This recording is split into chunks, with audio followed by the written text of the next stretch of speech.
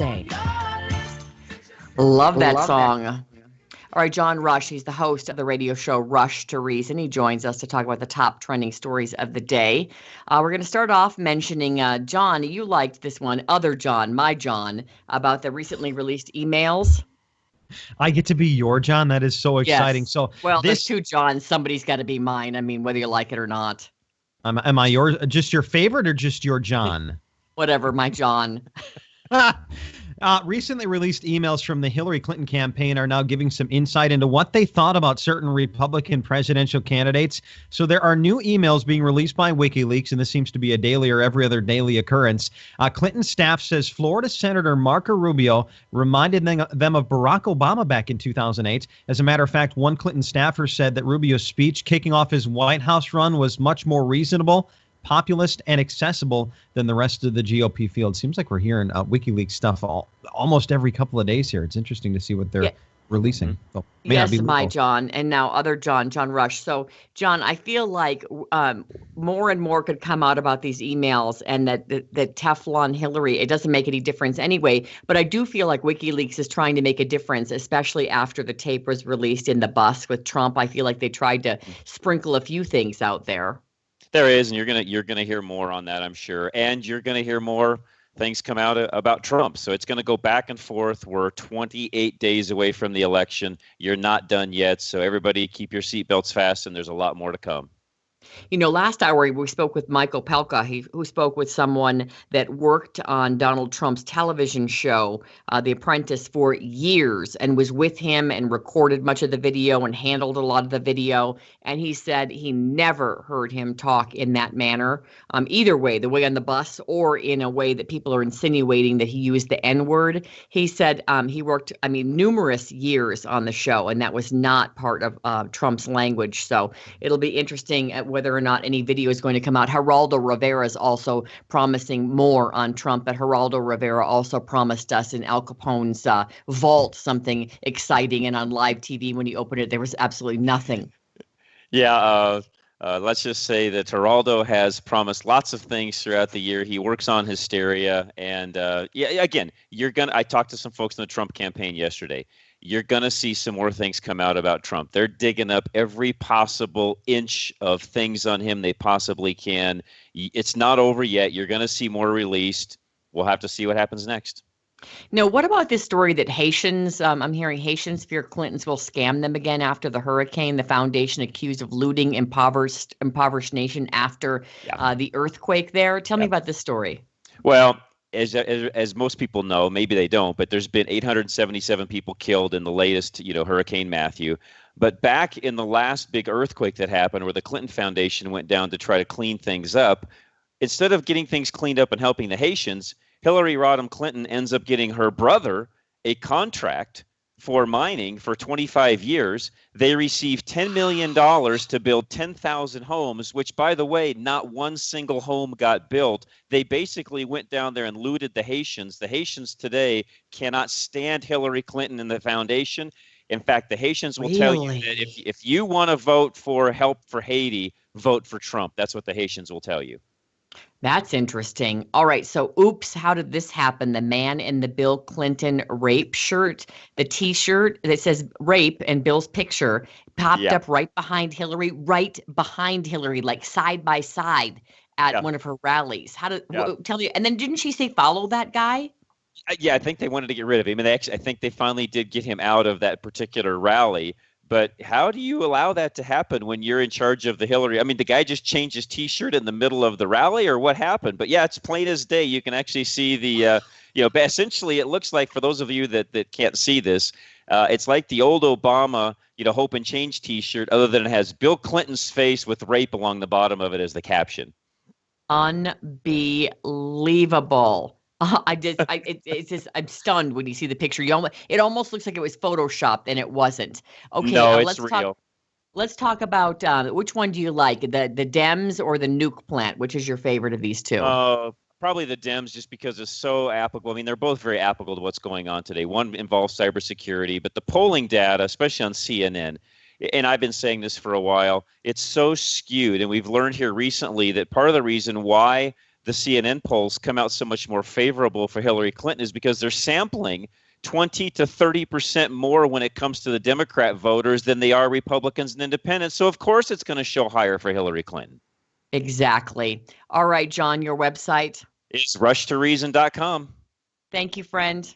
Thank you. Have a great day, guys. You too. Check out John's show. He's a great guy. All right, let's talk about entertainment. Nancy O'Dell responding to the Trump comments. Jay-Z surprises Beyonce fans. And there is new Brian Wilson music. How cool is that? Beach Boys Brian Wilson. Ben Olson is here with this morning's news headlines. Hello, Ben. Good morning, Angie. Here's what's happening. Entertainment Tonight host Nancy O'Dell is addressing Donald Trump's lewd comments after she found herself in the spotlight. At her first day back at work yesterday, O'Dell said she firmly stands by the statement she released on Saturday. She added she didn't want to be thrown into the middle of the political arena. A conversation from 2005 surfaced Friday between Donald Trump and Billy Bush, O'Dell's Access Hollywood co-host at the time. Trump dismissed the comments as locker room banter and apologized to anybody he offended. Bush was suspended from the Today Show. Drake now holds the record for the most American Music Award nominations, announced yesterday. Michael Jackson set the record in 1984 with 11 nods, but Drake topped that this year with 13. The rapper is leading nominations in categories including Artist of the Year, Favorite Rap Artist, Favorite Rap Song, and others. Rihanna is following with 7 nominations, and Adele and Justin Bieber both have 5. The American Music Awards will be broadcast live from Los Angeles on November 20th. Beyonce's Formation World Tour is over following this past weekend's final show in New Jersey. The 9-date, 6-month-long tour closed with special onstage appearances from her husband, Jay-Z. In the end, she thanked her fans repeatedly and hundreds of dancers and crew members who worked on the tour. Amber Rose is feeling the pressure on Dancing with the Stars. She broke down in tears during rehearsal and had a hard time getting through the dance. Kevin Hart is the latest star to be honored on the Hollywood Walk of Fame. The comedian and actor was emotional as he thanked those who helped him achieve his success. I'm Ben Olson for Daybreak USA. John DeMaster, thank you, Ben. John DeMaster, I'm still trying to wrap my head around Amber Rose on Dancing with the Stars. So she was an adult dancer and she dated Kanye. Then what she like? It's one of those weird what's she famous for things. You know what I mean? It's just strange to me that you were an adult dancer and you dated Kanye. Oh, you're famous. Like, why am I famous? Just because I'm from Wisconsin. That's the only true. Reason. Well, at least you were never an adult dancer. Jeez, Thank you, Jesus, for that. All right, let's go ahead. Yeah, right. That's true. All right, more of these killer clown sightings. Even my son's talking about it coming up.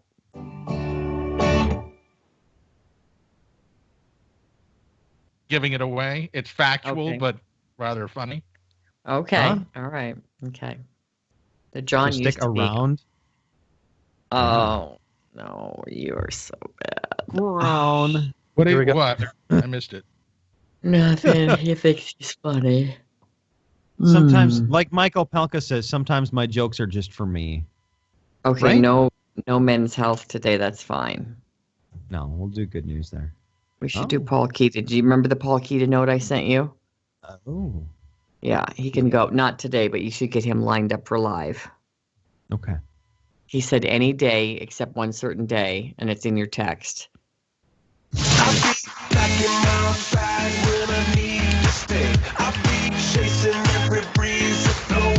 Welcome back to Daybreak USA. Oh, yeah. He's building his kingdom. Hey, Angie Austin here along with John DeMaster and Chris Barnes. And Chris, you are going to start with today is World Obesity Day. Now, is it a celebration of obesity or is it for us to recognize it's a problem? Yeah, well, it's absolutely not a celebration of obesity. It was organized. It was organized last year. Oh, thanks, Mom. Mom brought me coffee. It was organized last year for the first time. By the way, you have to watch us on Facebook Live.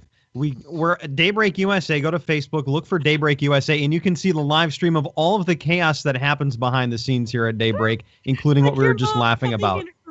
To bring you coffee. That's so stinking sweet. All right, keep going.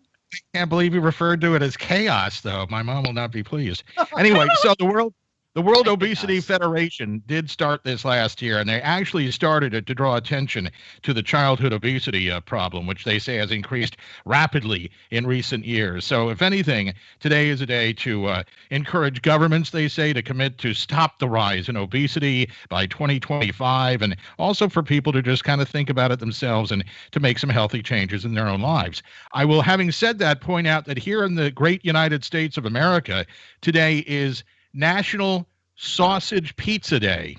Oh, to go along with Obesity Day. That's fitting. So good luck in observing both of them today. Yes, good luck to all of you. All right, an Oregon man is seriously injured after the state's first shark attack in 3 years. Well, I guess it'd be shark. It hasn't happened in 3 years, a shark attack. It happened as he was surfing yesterday at a popular beach about an hour and a half northwest of Portland. And keep in mind, the water's very cold there. Obviously, the dude must have been in a wetsuit. Now, Jeff Rose was on the scene of this gruesome accident. All the injuries were on his right leg, basically from the hip to the ankle. Fairly gruesome injuries. Oh, hip to ankle. The victim, identified as 29-year-old Joseph Tanner, is a trauma nurse. Rose says he was able to help direct those helping him on how to care for his wounds as they loaded him into the truck and took him to the same hospital where Joseph actually works. So he's directing them to take care of his shark wounds, and then he's taken to the hospital where he works. Whoa. Oh, my goodness. Stop the presses on Samsung Galaxy Note 7s. They're done because of all these reports that their battery can catch fire. So Samsung is now saying that people with one of those original Note 7s or the replacement Note 7 should power down and stop using your device. And I would imagine there's going to be some sort of plan to trade that in for some other Samsung product in the very near future. But they're done. Okay, 79-year-old Diane Price, okay? She's admitted to the hospital. She has a broken leg. So she stayed for like a week, right? No, she stayed for 11 months. And they actually brought her home once and discharged her. And she came back with all of her stuff and went right back to her room. She refused to leave. So she had a private room, by the way, so nice. So she was given a clean bill of health. They wanted her to leave. She won't leave. Almost a year she lived in this hospital, which, by the way, is very expensive.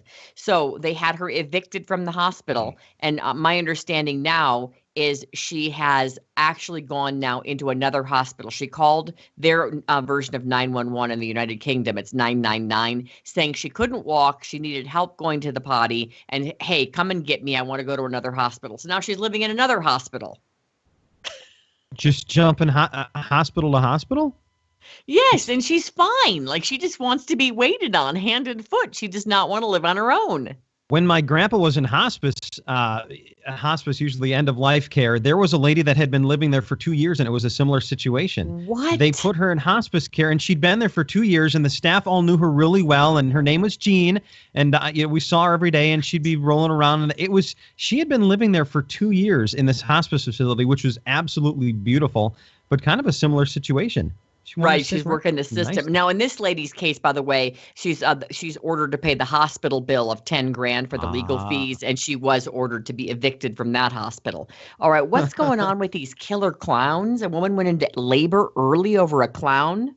I still don't understand this craze. Yesterday, we had a story about a killer clown that jumps out in front of a carload of teenage boys, and then they jump out and pummel them, and they find out later that it was a friend of theirs. Now, today, this teenager jumps out in front of a mom in Whitwick, Leicestershire, and that startled her. So she gives birth a month early, and here's her friend's Facebook post. It reads, "Thanks for the concern about my friend. She was 8 months pregnant and had a stupid 17-year-old kid. Jumped out on her dressed as a clown. The baby comes out. Mom and baby doing good. Please think old people and pregnant ladies are not the best to scare. It's nonsense craze that needs to stop." So she did give birth. Baby's doing well. That's good. But my goodness, these killer clowns. I'm getting sick of hearing about them. My son is asking about them. The kids at school are talking about these weird clowns. And we have the Monster Mash on Friday. The Monster Mash. It's a graveyard smash. Anyway, we'll have that on Friday night.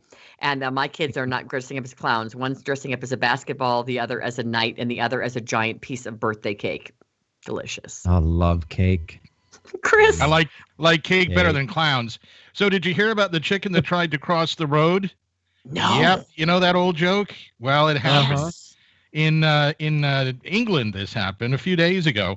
Police actually got called to an incident where during rush hour, motorists were weaving and bobbing and weaving on the road trying to get out of the way or stay away from hitting this chicken that was crossing the road and apparently wouldn't stop wandering in the traffic. So the officers had to show up. They had to pick up the chicken and take it back to the, well, I guess they gave it to the SPCA for now. But they issued a funny press release in which they said they are desperately looking for information on why that chicken was trying to cross the road. And So I looking bet they for got leads. I bet they got a lot of answers on their Facebook page. Well, I hope they put out some kind of poster asking for information. That's not as crazy, though, as that guy at the Hillary Clinton rally wearing the Bill Clinton rape shirt. I mean, that one's even more of a mystery. Where is that guy? All right. Thank you, gentlemen.